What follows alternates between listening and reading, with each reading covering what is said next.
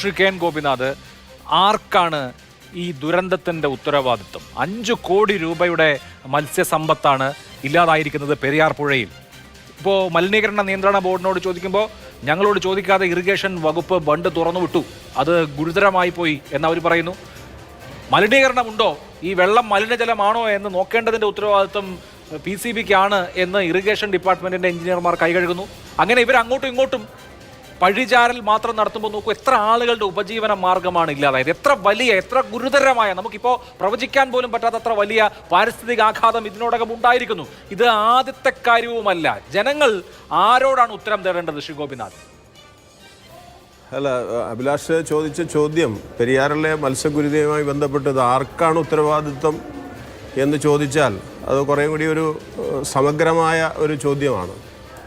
അത് സമൂഹത്തിനാണ്, മനുഷ്യ സൃഷ്ടിയാണ് ഈ ദുരന്തം എന്ന് പറയാം. ആത്യന്തികമായി ഇതെല്ലാം കൈകാര്യം ചെയ്യുന്ന, ഇത്തരം ദുരന്തങ്ങൾ ഉണ്ടായാൽ കൈകാര്യം ചെയ്യേണ്ടുന്ന ഭരണ സംവിധാനം, ആ ഭരണ സംവിധാനത്തിൻ്റെ പാർട്ട് ആൻഡ് പാർസലായി നിൽക്കുന്ന ബന്ധപ്പെട്ട ഡിപ്പാർട്ട്മെൻറ്റുകൾ, ആ ഡിപ്പാർട്ട്മെൻറ്റുകളിൽ ഏറ്റവും പ്രധാനപ്പെട്ടതാണ് മലിനീകരണ നിയന്ത്രണത്തിന് വേണ്ടിയുള്ള ചട്ടങ്ങൾ രൂപീകരിക്കുക, അതനുസരിച്ച് ഉണ്ടാക്കിയിട്ടുള്ള പൊല്യൂഷൻ കൺട്രോൾ ബോർഡ് എന്ന് പറയുന്ന സംവിധാനം. അതുകൊണ്ട് ഇങ്ങനെ വിവിധ തലങ്ങളിലേക്ക് പോയി കഴിഞ്ഞാൽ ഇതിൻ്റെ ഉത്തരവാദിത്വം കുറേ അധികം വരും. പിന്നെ ഇന്ന് PCB നേരിട്ട് അവരുടെ ഓർഡർ ചെയ്യാൻ കണ്ടു. ഇന്ന് ഇറക്കിയ ആ പ്രതിഷേധക്കാരുടെ മുമ്പിൽ അവർ ഇറക്കിയിട്ടുള്ളൊരു പ്രസ് നോട്ട് കണ്ടു. ആ നോട്ടിനകത്ത് ഇത് സംബന്ധിച്ച് സമഗ്രമായിട്ടുള്ള അന്വേഷണം നടക്കും, അത് ഗവൺമെൻറ് തന്നെ ആ കാര്യത്തിൽ മുൻകൈ എടുക്കും, ഗവൺമെൻറ്റിന് ഒരാഴ്ചയ്ക്കുള്ളിൽ ഞങ്ങൾ റിപ്പോർട്ട് കൊടുക്കും എന്നൊക്കെ പറഞ്ഞിട്ടുണ്ട്. അവിടെയൊന്നും ആരെയും പിൻ പോയിൻ്റ് ചെയ്തിട്ടില്ല. എന്നാൽ അവിടെ ഇടയിൽ പലരും പറയുന്നുണ്ട് വരികൾക്കിടയിലൂടെ ഇത് PCB മാത്രമാണ് ഇത് ഉത്തരവാദിത്വം എന്ന് പറയുന്നുണ്ട്. PCB ആണെങ്കിൽ ഉത്തരവാദിത്വം മുഴുവനും ഏറ്റെടുത്ത് ഞങ്ങൾക്കൊന്നും ചെയ്യാൻ സാധിക്കുന്നില്ല എന്ന് പറഞ്ഞ അവരുടെ പരിമിതികളാണ് PCB പബ്ലിക്കിനോട്.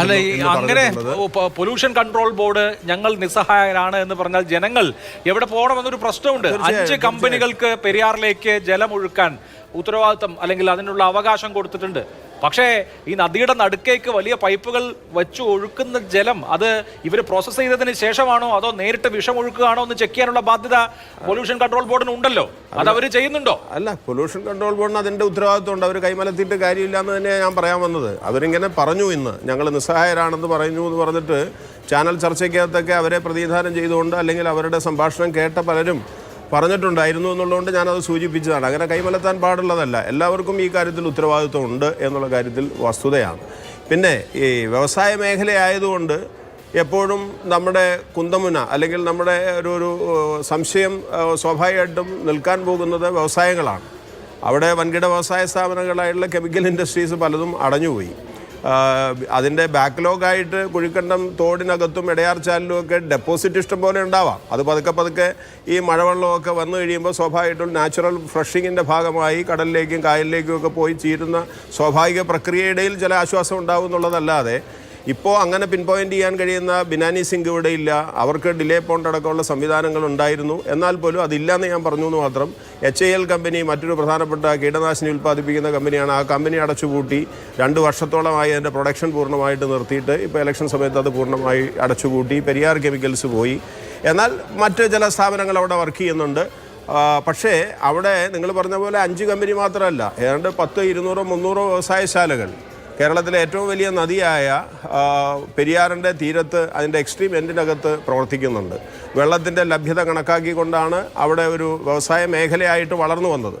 ആ വ്യവസായങ്ങൾ അവിടെ നിലനിൽക്കുന്നുണ്ടെങ്കിൽ വ്യവസായം അന്തരീക്ഷത്തെയും അതുപോലെ വെള്ളത്തെയും കുടിവെള്ളത്തെയും അല്ലെങ്കിൽ ജലസ്രോതസ്സിനെയും വിഷമയമാക്കാൻ ഞങ്ങൾക്ക് അവകാശമുണ്ട് എന്നുള്ള അടിസ്ഥാനത്തിൽ ഒരു വ്യവസായം നിലപാടെടുക്കാൻ പാടില്ല.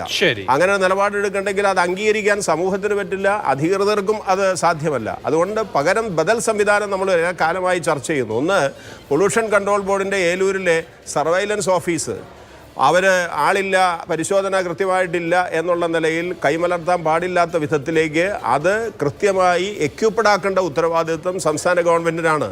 ആ സർവൈലൻസ് ഓഫീസിന് മികച്ച ലാബ് അടക്കം മോണിറ്ററിംഗ് സംവിധാനത്തിനകത്ത് വലിയ തോതിലുള്ള മാറ്റങ്ങൾ ഇനിയും ഉണ്ടാകേണ്ടിയിരിക്കുന്ന ഒരു ഓഫീസാണ്, പ്രത്യേകിച്ച് വ്യവസായ മേഖലയിൽ.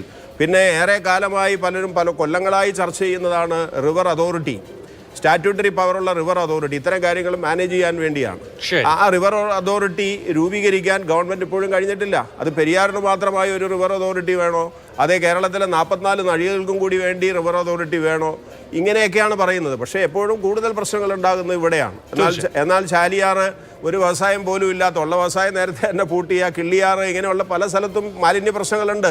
വ്യവസായത്തിന്റെ പ്രശ്നങ്ങൾ മാത്രമല്ല, വ്യവസായം മാത്രമല്ല പ്രശ്നം എന്നുള്ളതാണ് ചൂണ്ടിക്കാണിക്കുന്നത്. നഗരമാലിന്യങ്ങൾ അടക്കം വന്നു കൂടുന്നുണ്ട്. ശരി, എന്തായാലും ജലസ്രോതസ്സുകൾ മലിനപ്പെടുകയാണ്. അത് ഉണ്ടാക്കുന്ന പ്രത്യാഘാതം ദൂരവ്യാപകവുമാണ്.